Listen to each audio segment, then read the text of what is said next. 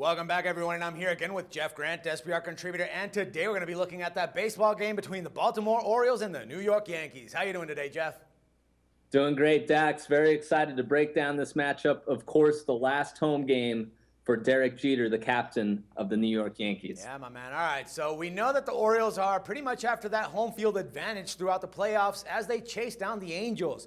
Now, knowing that, wouldn't you actually consider them to be somewhat of a dangerous road underdog for this particular matchup? Very dangerous if you're looking to play a side play here and you really disregard the fact that the odds makers had to establish the Yankees as favorites in this contest, basically because they know the action is going to land on the Bronx Bombers in Derek Jeter's last game in the Bronx. Man, and it must be tough for Jeter, since he's pretty much playing his first of his last home games with the Yankees after being eliminated from the playoff contention.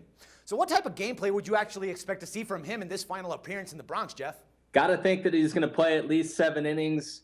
When you look at the fact that Joe Girardi last year had Mariano Rivera come in and then took him out early on in his appearance to allow him to be applauded by the stadium. I'm expecting much the same here, him not to play the entire game. And the Yankees are playing without a lot of key players. Carlos Beltran, Jacoby Ellsbury, and Mark Teixeira likely to be on the bench for this one. So Jeter's not exactly a guy that you want in carrying the offense. So, Jeff, now both Gausman and Kuroda have actually pitched well against their respective opponents this season. Now, could we actually use that to predict a low-scoring affair here and actually take the under in this match? There's a few things that are pointing to the under. The first one being that early action has landed on that 7.5 number that opened in the market. Some books had to move to 7. That's a very low number for a game at Yankee Stadium.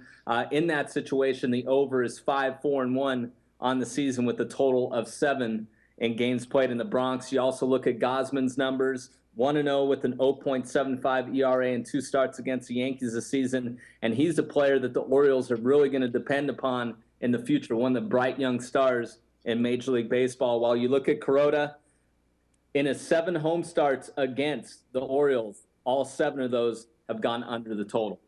All right, man, so taking that into account, what's going to be the lean for this one?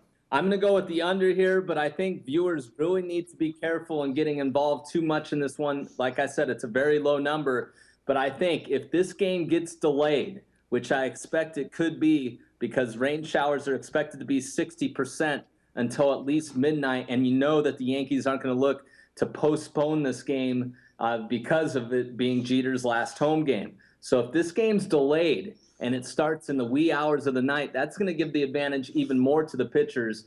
So definitely keep an eye on that. I'm going to go under the total. All right, good stuff, my man. Once again, thank you for all the valuable insights. It's a pleasure to have you here, and we'll talk some more baseball tomorrow.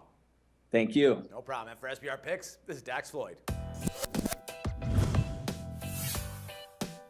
The SBR Network offers free sports picks and game breakdowns, big money free betting contests year-round, a real-time Vegas-style odds monitoring service, and much more. So come see for yourself.